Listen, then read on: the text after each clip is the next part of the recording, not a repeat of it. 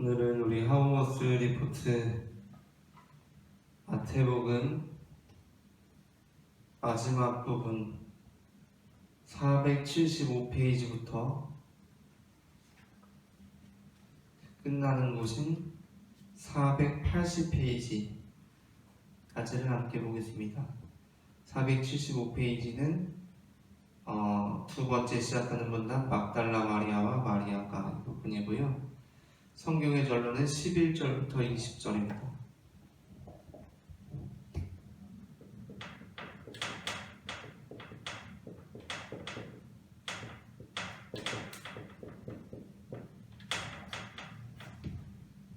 마태복음 28장 11절부터 20절.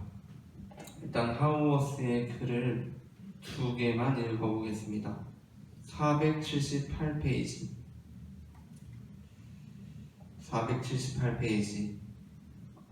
중간에 한편이라고 되어 있는 데 있죠? 거기 한번 보겠습니다.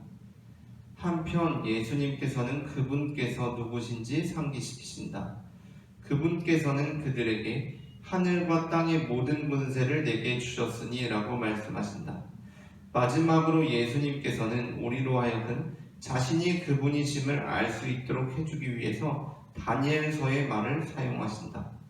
내가 또 밤 환상 중에 보니 인자 같은 이가 하늘 구름을 타고 와서 옛적부터 항상 계신 이에게 나아가 그 앞으로 인도되매 그에게 권세와 영광과 나라를 주고 모든 백성과 나라들과 다른 언어를 말하는 모든 자들이 그를 섬기게 하였으니 그의 권세는 소멸되지 아니하는 영원한 권세요 그의 나라는 멸망하지 아니할 것이니라. 다니엘 7장 13절부터 14절 말씀인데요. 예수님께서 마지막으로 하신 말씀, 하늘과 땅의 모든 권세를 내게 주셨으니 그러므로 너희는 가서 모든 민족을 제자로 삼아 아버지와 아들과 성령의 이름으로 세례를 베풀고 내가 너희에게 분부한 모든 것을 가르쳐 지키게 하라. 볼지어다 내가 세상 끝날까지 너희와 항상 함께 있으리라 라고 하신 이 말씀이 다니엘서에 나온 말씀의 변주라는 거죠. 예수님께서는 말씀을 하실 때 그 말씀을 구약 성서들로부터 많이 인용하시고 그것을 변주하셔서 말씀하시는 게 마태복음의 특징입니다. 예수님께서 가라지 비유를 하시고 나서도 마태복음 13장에 가라지 비유를 하시고 나서도 나중에 의인들은 아버지의 나라에서 해와 같이 빛나리라 라는 말씀을 하시잖아요. 그 말씀 역시 어떠한 말씀의 변주냐면 다니엘서에 나온 말씀의 변주죠. 그렇게 함을 통해서 우리는 그 본문을 함께 봄으로써 예수님께서 여기서 말씀하시는 의인들, 즉 곡식들, 나중에 해와 같이 빛나게 될 사람들은 가라지와 함께 살아가면서 믿음을 굳게 지킨 자들일 뿐만 아니라 이들은 가라지가 곡식을 넘어지게 하는 것과 같이, 그러니까 가라지가 곡식으로 하여금 죄짓게 만드는 것과 같이 이 곡식들은 거기에 지지 않을 뿐만 아니라 가라지로 하여금 의를 행하도록, 가라지가 일어날 수 있도록, 그러니까 여기서 일어난다는 것은 가라지로서 잘 살게 한다는 것이 아니라 가라지가 변화될 수 있도록 했던 존재들이다 라는 것을 우리가 함께 생각해 볼 수 있는 부분이 것이고요. 다음 479페이지. 마귀가 졌다. 마귀는 예수님께 만일 자신에게 경배하면 세상에 모든 나라에 대한 권세를 주겠다고 했다. 그러나 예수님의 전생에는 그 제안에 대한 거부였다 라고 말하고 있죠. 자, 다른 책들 같았다면 어떻게 썼을까요? 다른 책들 같았다면 이 용스터디에 나오는 작업을 했을 겁니다. 그렇죠? 자, 여러분 보세요. 마귀의 시험이 이렇게 나오고요. 마태복음은 이러한 구조로 산에서 끝납니다. 그러니까 이것이 말하고 있는 것은 뭐죠? 예수님께서 전 생애를 통하여서 마귀의 시험을 물리치시고 이적행하는 것을, 이적이 자신의 사역의 중심이 아니라는 것을 선포하셨다는 겁니다. 이렇게 설명을 할 거예요. 그런데 하우머스는 그러한 면에서 굉장히 불친절하죠. 뭐라고 말하죠? 마귀가 졌다. 마귀는 예수님께 만일 자신에게 경배하면 세상의 모든 나라에 대한 권세를 주겠다고 했다. 그러나 예수님의 전생에는 그 제안에 대한 거부였다. 이게 대체 무슨 소리야? 라는 생각을 들게 만든다는 겁니다. 이제 이 표현이 어떤 표현인가? 우리가 바로 직전 시간에서 살펴보았던 것처럼 마태복음은 어디서 끝나냐면 산에서 끝나죠. 그런데 마귀의 시험이 마태복음에서는 어디서 끝나냐면 산에서 끝납니다. 근데 이게 의미심장한 게 뭐냐면 누가복음에서는 산에서 안 끝나요. 그렇죠? 누가복음에서는 시험이 예루살렘에서 끝난단 말이에요. 그래서 근데 누가복음은 어디서 끝나냐면 복음서가 예루살렘에서 끝이 나요. 그러니까 지금 마태복음은 그러니까 그 관점 안에서 하우어스는 이렇게 쓰고 있는 거예요. 지금 마귀가 친 이 사건이, 마귀는 예수님께 만일 자신에게 경배하면 세상의 모든 나라에 대한 권세를 주겠다고 했다. 그러나 예수님의 전생에는 그 제안에 대한 거부였다 라고 말하고 있는 겁니다.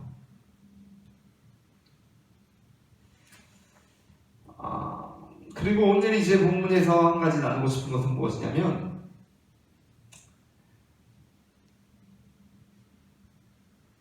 17절 말씀이에요. 마태복음 28장 17절에 보면 예수를 배우고 경배하나 아직도 의심하는 사람들이 있더라라는 겁니다. 오늘은 의심이라는 주제를 다루는 의심. 예수님께서 부활하셨는데 부활하신 걸 보면 믿을만 하잖아요. 그렇죠? 그런데 의심하는 사람들이 있었다는 거예요. 그런데 여기에서 우리가 생각할 것은 예수님께서 의심하는 사람들이 있으니까 얘네 아직도 의심하네. 쟤네는 진짜 더 이상 안 되겠다. 얘네 포기. 얘네 말고 자, 경배하는 사람들만 모여. 경배하는 사람들에게 내가 사명을 줄게. 이제 너희는 아버지와 아들과 성령의 이름으로 세례를 베풀고 니네 이제 나가라. 내 제자로서 나가라. 라고 예수님께서 사명을 주신 게 아니라는 겁니다. 예수님께서 어떻게 하시죠? 예수께서 나와 말씀하여 이르시되 그냥 그들 모두에게 말씀하세요. 그러니까 사명은 의심하는 자들까지 포함되었다라는 겁니다.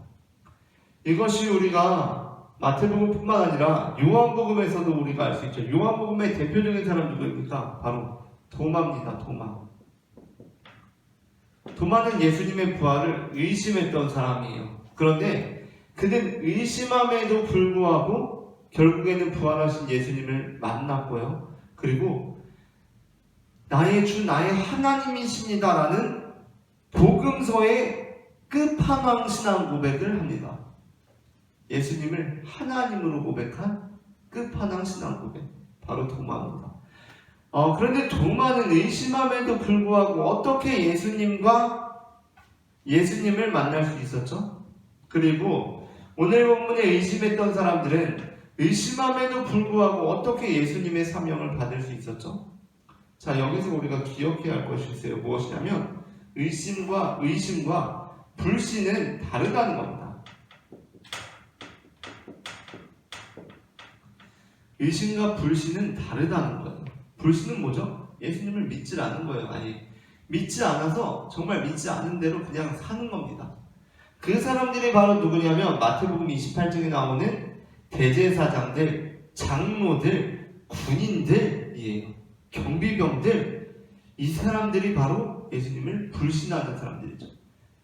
이 사람들은 분명히 예수님의 부활을 목도한 사람들이거든요. 그리고 정말 확실한 증언을 들은 사람들이에요. 왜? 제자들이 아니라 군인들로부터 그 얘기를 들었는데 그럼에도 불구하고 불신하는 사람들입니다. 믿지 않아요. 믿지 않는다는 것은 무엇이냐? 그리고 이 불신과 의심의 차이를 만드는 그 중대한 차이가 무엇인가? 바로 의심하는 자들, 이들은 지금 누구와 함께하고 있죠? 누구와 함께? 경배하는 자들과 함께하고 있다는 겁니다. 이들의 의심이 불신이 아닐 수 있는 이유는 딱 하나예요. 경배하는 자들과 함께하고 있는 거. 그게 이들이 불신하지 않는다고 말할 수 있는 이유가 된다는 거예요. 도마를 봅시다. 도마는 예수님의 부활이 믿어지질 않았어요. 소식을 듣고도. 근데요, 예수님께서 도마에게 언제 나타나시냐면 8일 후에 나타나십니다. 그런데 그때 도마가 어디에 있냐면 제자들과 함께 있어요. 여러분 생각해 보세요. 믿어지질 않아 예수님의 부활이. 근데 예수님의 부활을 믿는 사람들과 왜 같이 있죠? 같이 있을 이유가 없잖아요. 도마가 예수님을 만날 수 있었던 그 이유, 도마가 불신하는 것이 아니라 단순히 의심으로 소제목이 달리는 이유, 그 이유가 뭐죠? 도마는 제자들과 함께하고 있었다는 겁니다. 제자들과 함께하고 있었다는 거예요. 그렇기 때문에 이 본문이 마태복음을 마치면서 우리에게 주고 있는 말씀이 있어요. 무엇이죠? 우리가 마태복음을 읽고 나서 믿음을 얻게 되면 정말 좋겠어요. 마태복음을 딱 읽고 아 정말 예수님께서 다시 사셨구나 라는 믿음이 들면 얼마나 좋아요. 그런데 그게 아니라 여전히 마태복음을 다 읽었는데도 의심할 수 있죠. 아무리 생각해도 예수님께서 부활하셨다는 것이 믿어지지 않을 수 있어요. 그런데 마태복음 마지막으로 어떻게 말씀하고 있느냐면 우리가 지금 믿느냐 믿지 않느냐 무척 중요하긴 한데 그렇게 중요하진 않다. 뭐에 비하면? 우리가 지금 어디에 있는가에 비하면. 우리는 마태복음을 다 읽고서 도저히 믿어지지 않아서 이제 그냥 성경을 그만 읽을 것인가? 교회 공동체로부터 떠날 것인가? 그것이 아니라 다시 마태복음이 끝나고 마가복음을 읽고 있다면, 그리고 우리가 여전히 의심하는 중에도 교회를 떠나지 않고 계속해서 신앙생활을 하고 있다면 그 사람들에게 예수님께서는 지금 의심하는 자들에게도 우리가 마태복음을 읽고 지금 믿고 있는 게 아니라 의심이 여전히 드는 중에도 예수님께서는 어떻게 하신다는 거예요? 우리에게 사명을 주신다는 겁니다. 사명을 주신다는 거예요. 기독교 변증가, 20세기 기독교 변증가 중에서 가장 뛰어난 변증가를 한 명만 뽑으라 라고 한다면 적지 않은 비율이 바로 C.S. 루이스일 겁니다. 요즘도 뭐 새로운 이제 기독교 변증을 하시는 분들이 있으면 꼭 이 시대의 C.S. 루이스라는 타이틀이 달리더라고요. 이 시대의 C.S. 루이스라는 타이틀이 달려요. 근데 C.S. 루이스가 좋은 책들을 여러 번 썼는데 그 중에 스크루테이프라는 편지가 있습니다. 스크루테이프의 편지. 이 책은 이제 소설인데 소설임에도 불구하고 소설의 형태를 통해서 기독교 변증을 하고 어떤 인간론적인 책이에요. 우리 인간에 대해서 돌아보게 하는 그런 책인데 이 책에서 C.S. 루이스가 아주 재밌는 예화를 하나 소개됩니다. 이거는 이제 스크루테이프라는 악마가 쓴 편지거든요. 자신의 조카이자 하급자인 워무드에게 쓰는 편지입니다. 근데 워무드가 자기가 이제 담당하고 있는 사람이 있어요. 이 사람 신앙생활하는 사람인데 워무드가 이 사람에게 시험이 들게 했어요. 낙심케 했어. 그래서 마음에 의심이 들게 했어요. 의심이 틈타게 했어요. 그래서 워무드가 너무 좋은 거예요. 그래서 드디어 내가 이 사람에게 의심을 틈타겠다, 성공했다. 그러면서 이제 자기 상급자이자 삼촌한테 편지를 쓰는 겁니다. 내가 드디어 담당했던 사람에게 의심이 틈타게 했습니다. 그러면서 이제 자랑하면서 막 편지를 써요. 그런데 스크루테이프에게 답장이 온 거예요. 그러니까 답장만 있습니다. 스크루테이프가 쓴 편지만 있어요. 이걸 통해서 이제 워무드의 상황을 상상하는 거고, 스크루테이프가 이렇게 편지를 써요. 너는 지금 굉장한 위기 상황에 있다. 너는 승기를 잡은 게 아니라 위기 상황에 있다. 왜? 지금 그 사람이 의심이 틈탄 게 중요한 게 아니다. 의심이 틈타는데 계속 뭐하고 있냐? 라고 얘기해요. 그러면서 의심이 틈탔는데도 계속 교회 가고 있네? 계속 찬양하고 있네? 계속 예배하고 있네? 이거는 지금 네가 의심이 틈타게 했다고 좋아할 상황이 절대 아니다. 굉장한 위기의 상황이다 라는 겁니다. 왜? 그 사람이 의심하는 중에도 계속하고 있기 때문에. 그 사람들에게 예수님께서 동일한 사명을 주시고 그들이야말로 정말 의심하고 있기 때문에 오히려 더 강력하게 하나님의 임재를 경험할 수도 있고 하나님의 사명을 감당할 수도 있다라는 것이 바로 C.S. 루이스가 스크루테이프의 편지를 통해서 우리에게 전해주고 있는 내용이에요. C.S. 루이스 같은 경우는 영국의 성공의 신자입니다. 영국 성공의 신자고, 그리고 평신도였죠. 평신도. 그런데 이제 영국 성공회로부터 나온 교파가 있어요. 물론 C.S. 루이스는 그 교파가 나온 이후에도 영국 성공의 교회였던 건데 영국 성공회는 지금도 있죠.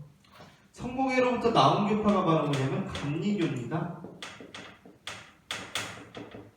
존 웨슬리 목사님을 통해서 영국 성공회에서 감리교회가 나온 거예요. 그러니까 그리고 또 감리교회가 이제 미국으로 전해지면서 미국에서는 부흥운동이 막 일어날 때 장로교보다도 감리교와 침례교가, 특별히 감리교 같은 경우는 어떤 인간의 의지를 강조한다는 면에서 굉장히 그 부흥운동에서 효과적으로 많이 성장했어요. 무슨 얘기냐면 이제 설교를 하거나 그럴 때 우리의 의지가 중요하다, 결단이 중요하다는 것이 바로 감리교의 교리였거든요. 우리의 결단. 하나님의 은총도 물론 중요하지만 그에 대한 우리의 응답. 이러면서 이제 감리교회가 미국에서 굉장히 성장을 했는데, 그렇기 때문에 어떻게 보면은 감리교회 같은 경우는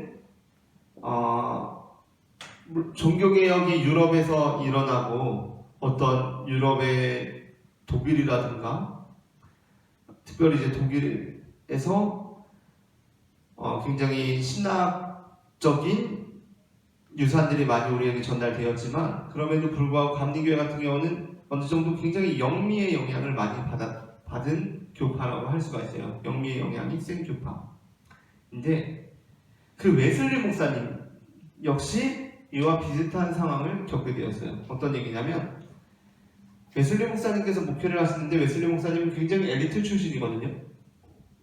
어릴 때부터 신앙적인 교육을 굉장히 잘 받았던 사람인데, 이분에게 목회하는데 계속해서 의심이 드는 거예요. 의심이. 그래서 하루는 내가 의심이 들어서 더 이상은 이제 목회를 할 수가 없겠다. 내가 목회를 중단하고 이 의심의 문제를 해결하고 완전한 확신 안에서 내가 목회를 해야겠다라고 생각합니다. 그리고 이제 설교도 중단하고 목회도 중단해야겠다고 이런 고민을 막 하고 있었어요. 그런데 그의 동료가 그것을 알고 웨슬리에게 이렇게 말합니다. 웨슬리, 당신이 지금 의심이 든다고 해서 사역을 중단할 일이 아닙니다. 당신은 의심하는 중에도 계속해서 사역해야 합니다. 왜?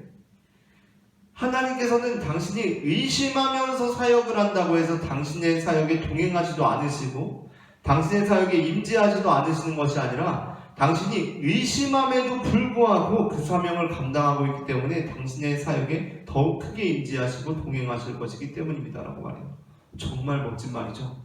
이 말은 정말 멋진 말이에요. 그래서 웨슬리가 사역을 중단하지 않고 계속해서 목회 활동을 중단 없이 이어갑니다.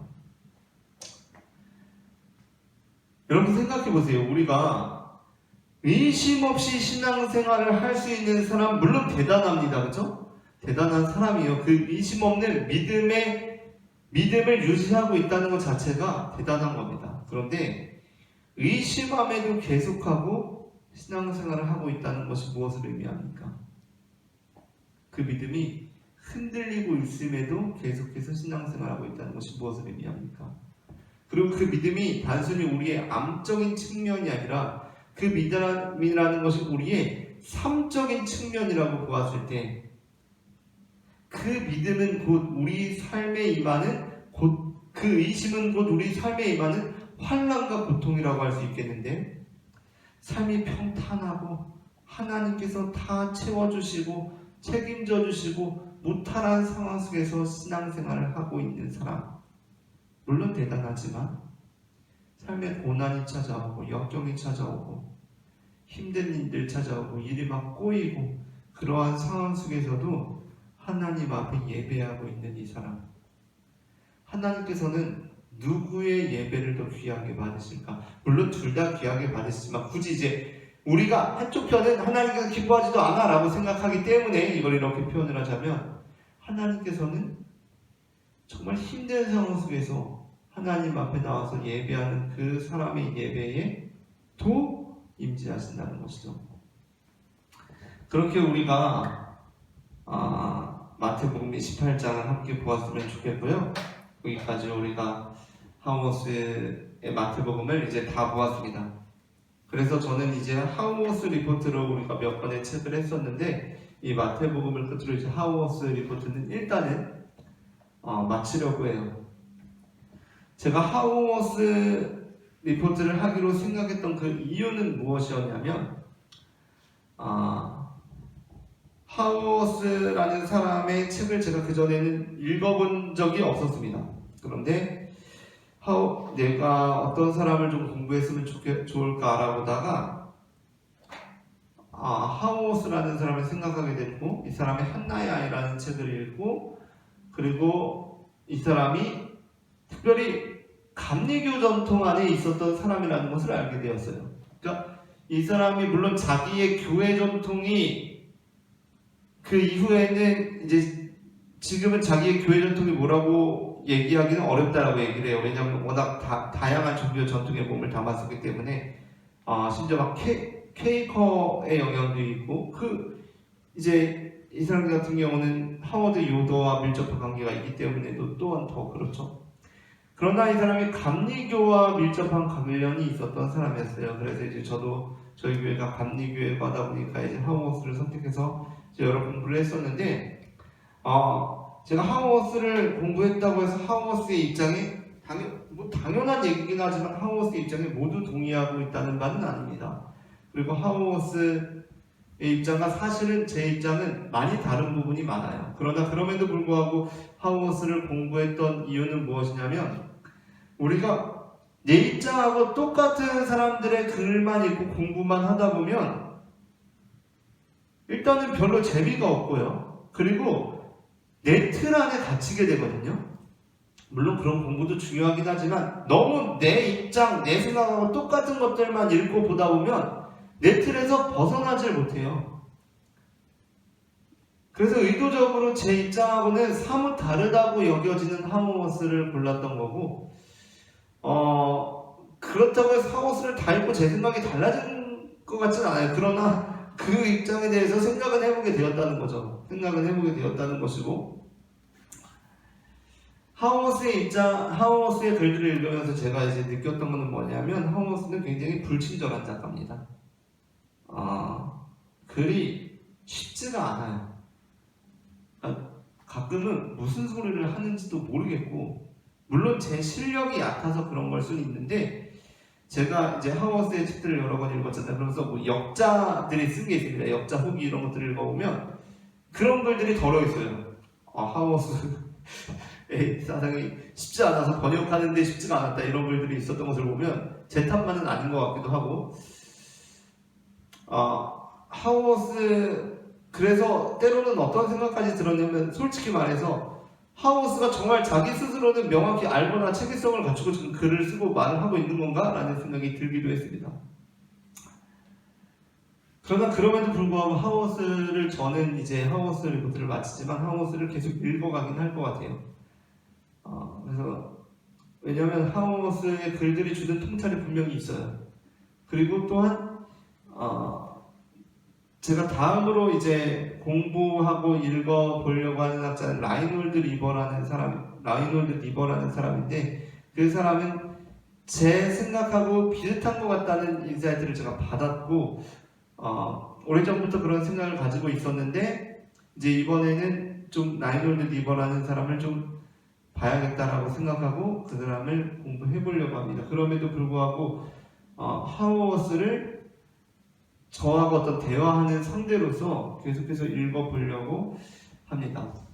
오늘 여기까지 하고요. 이제 하우머스의 리포트는 여기까지 하도록 하겠습니다. 감사합니다.